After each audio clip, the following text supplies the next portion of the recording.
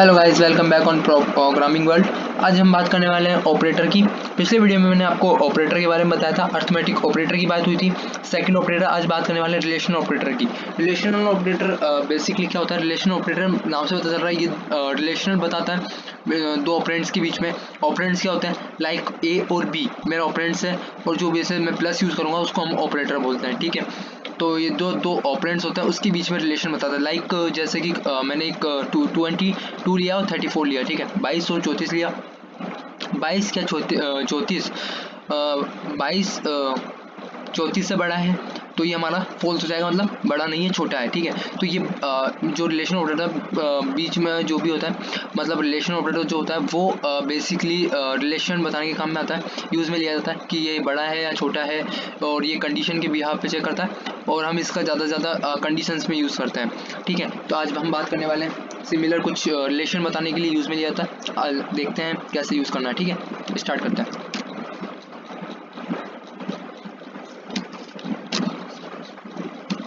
Less than, greater than B, हम इसको greater than बोलेंगे। इस वाले साइन को, सिंबल को ग्रेटर देन बोलते हैं, ठीक है। 6 टाइप के सिंबल्स होते हैं, उसको यूज़ करना है। प्रिंट एफ हमें लिखना है, देन उसके बाद सॉरी फॉर दैट, इसके बाद हम लिखेंगे इसमें स्लैश एन देके लिख देता हूँ मैं, ग्रेटर देन, ठीक है। प्लीज़ इग्नोर करना मेरी स्पेलिंग मिस्टेक को, बिकॉज थोड़ा टाइम लेने के लिए, नहीं तो काफ़ी लंबा वीडियो हो जाएगा इस वजह से।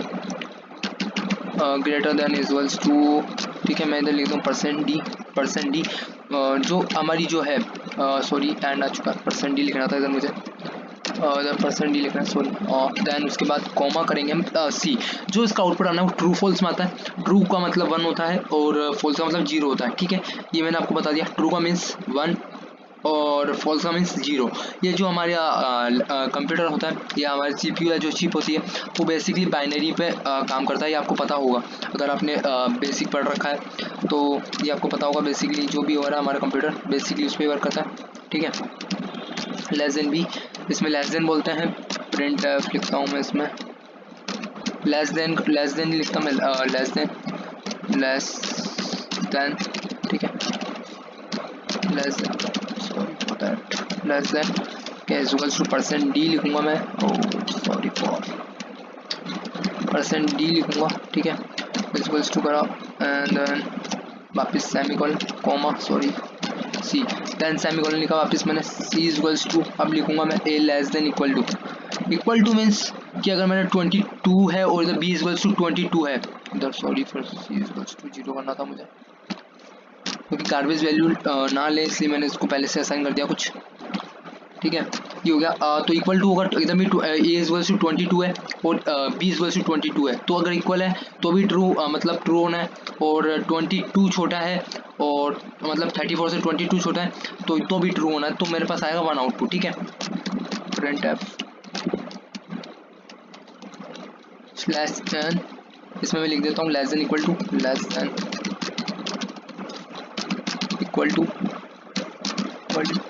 ठीक है। अब मैं यहाँ पे लिखता हूँ c equals to a greater than equal to, ठीक है। ये भी वैसा ही है, बस ग्रेटर देन है और इक्वल टू भी है तो भी ट्रू आना है मेरा। अगर 22 और 22 ही है तो भी मेरा ट्रू आना है, ठीक है। मैं आपको ये चीज़ करके बता दूंगा एक बार वापस कैसे क्या परफॉर्म करेगा। स्लैश एन दिया था, स्लैश देन हो चुका है, ग्रेटर देन इक्वल टू, ठीक है। हम बात कर लेते हैं c equals to l less than, अब बात कर लेते हैं ए नॉट इक्वल टू। अब इक्वल टू नहीं है तो हमें ये नॉट इक्वल टू बी, ठीक है। तो ये हमें आउटपुट क्या देगा? ट्रू देगा, मतलब मीन्स 1 देगा, ठीक है। Slash n not equal to equal to, ठीक है। और हम बात करें अब c equals to a equal b, मतलब इक्वल टू होगा तो क्या मिलना चाहिए हमें? जैसे 22 है और 22 है तो मिल जाएगा। मैंने एक बेसिक सा न्यूमेरिक लिया, अगर आपने 14-15 लिया होता या कुछ भी लिया होता, बेसिकली अगर मैंने इक्वल वैल्यू है तो मुझे क्या मिलेगा? ट्रू, यानी मीन्स 1 मिलेगा, ठीक है। Print F slash N equal to करता हूँ, equal, sorry for that, equal to, आपको सिर्फ समझाने के लिए लिख रहा हूँ ऐसा मैं, ठीक है, ऐसा ज़रूरी नहीं है इस तरीके का लिखना। इक्वल्स टू %d, एक आपको समझ में आ जाएगा पर्टिकुलर फॉर्मेट में लिख के, कॉमा सी लिखना है इधर मुझे, ठीक है। प्लीज़ लाइक कीजिएगा क्योंकि काफ़ी टाइम लगता है वीडियो बनाने में और आपको समझाने में, तो अगर आपको पसंद आए प्लीज़ लाइक कीजिएगा, इससे मुझे, ताकि मुझे मोटिवेट मिल सके ऐसे वीडियो बनाने के लिए।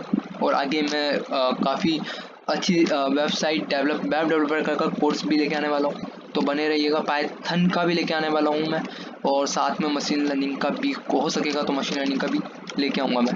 तो काफ़ी चीज़ें हैं आपके लिए, अगर आपने सपोर्ट किया तो बहुत कुछ सीखने को मिलेगा आपको यहाँ पे।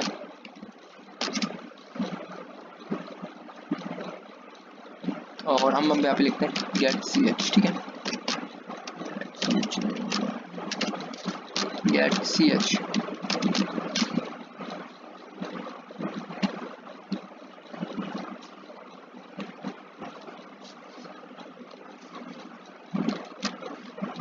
एक एरर है और प्रिंट एफ की स्ट्रिंग मिस्टेक हो चुकी है। प्रिंट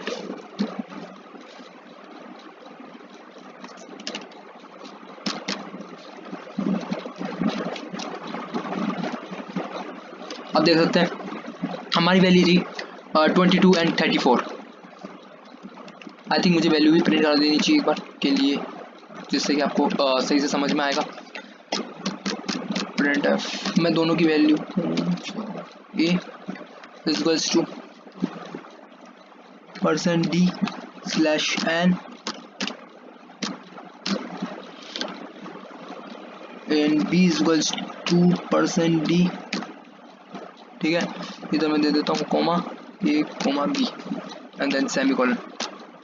मैं यहाँ प्रिंट बनाता हूँ, आप देख सकते हैं मेरी जो वैल्यू है a इक्वल्स टू 22 है और b इक्वल्स टू 34 है। तो मेरी जो वैल्यू है ग्रेटर देन जो वैल्यू है क्या 22 34 से बड़ा है, नहीं है, फॉल्स हो चुकी है। फॉल्स मीन्स 0, तो 0 आ चुका है। अब मैं बात करूँ वही 22 34 से छोटा है तो 1 आ चुका है।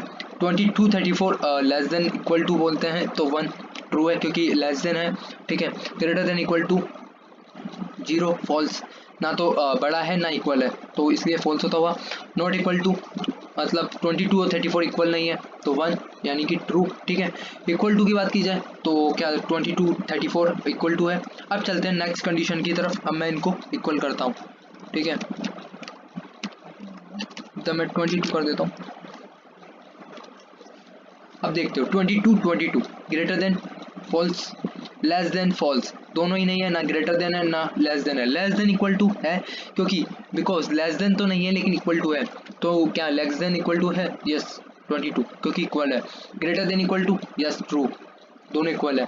अगर जिसके आगे लेस देन इक्वल टू लग गया वहाँ 22 हो जाएगा और ग्रेटर देन इक्वल टू है 2 हो जाएगा, ठीक है, ट्रू हो जाएगा।